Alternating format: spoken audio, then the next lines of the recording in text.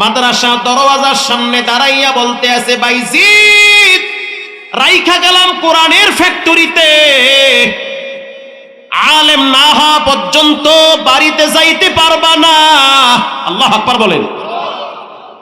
আলেম হবা, কোরআনের নূর সিনার ভিতরে জমা কইরা দাও, কোরআনের বাতি নিয়া ঘরে ফিরবা।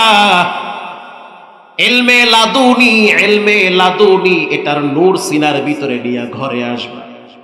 বসরা নগরীতে মা ছেলেরা রেখে আসছে মাদ্রাসার গেটে, আলেম হয়ে আসবা। কারণ রব্বুল আলামিন কোরআনে বলেছেন, উতুল ইলমা দারাজাত, যার ভিতরে কোরআনের জ্ঞান আছে রব তার মর্যাদা বাড়ায় দেয়। এটা রবের ওয়াদা আছে। বাইজিদ বোস্তামির মা বাইজিদ বোস্তামিরে মাদ্রাসায় রাইখা গেছে, ছোট্ট মানুষ, মাত্র 11 বছর বয়স।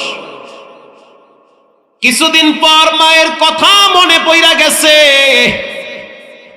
উস্তাদজির সামনে দাঁড়াইয়া বলতে আছে, উস্তাদ আমি আমার আব্বারে দেখি নাই, মায়ের কয়েকদিনের জন্য পাইছি, কিন্তু আমার মাকে এখন খুব দেখার ইচ্ছা জাগছে।